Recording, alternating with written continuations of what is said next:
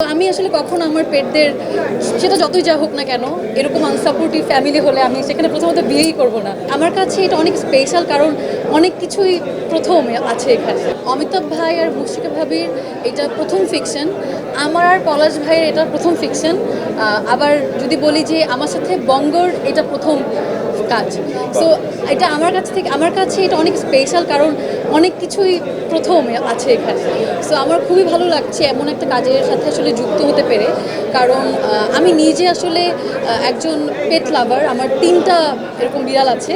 So আসলে আমি খুবই ওদের সাথে কানেক্টেড। সো আমি আসলে জানি এই ফিলিংটা কেমন, একটা বাচ্চাকে অ্যাডপ্ট করা বা ওকে আস্তে আস্তে বড় করা, তারপর ওকে মানে ওর সাথে আসলে পুরো জীবনটা এক হয়ে যায়। তো সেখান থেকে অমিতাভ ভাই আর আপু খুবই পছন্দ করে বিড়াল কুকুর। পলাশ ভাইয়ের এক্সপিরিয়েন্স ছিল না প্রথমে। সো প্রথমে যে সে শুটিংয়ে আমাদের পোস্টার শ্যুটে সে প্রথম ওকে দেখে তো একটু ভয় পেয়ে যায়, কিন্তু তারপর থেকে শুটিংয়ে উনি এভাবে বিড়ালটাকে ক্যারি করে, মানে ছোটুকে, ওর হিপনোসিস ক্যারেক্টার নেই। সো বুঝাই যায় না যে এটা তার জন্য প্রথম। সো আসলে ও অনেক কোঅপারেটিভ ছিল, and thanks to Banga, half stop ডাউনের সকলকে, পুরো টিম আসলে অনেক কোঅপারেট করেছে আমাদের এই কাজটাতে।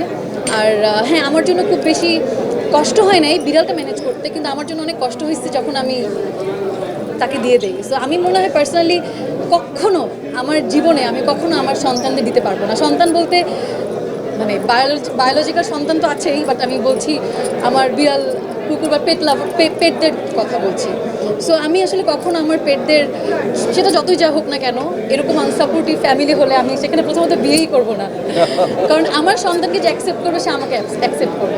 সো আশা করছি আপনারা ভালো লেগেছে দেখে। ওটিটিতে যখন আসবে, মানে বঙ্গর যখন প্ল্যাটফর্মে আসবে, আপনারা সবাই দেখবেন, আপনারা এই কাজটাকে দর্শকের কাছে পৌঁছে দেবেন, এটা আমি রিকোয়েস্ট করছি। আর আসলে একটা ভালো কাজ কিন্তু পৌঁছায় আপনাদের মাধ্যমে, এটা আমি বিশ্বাস করি।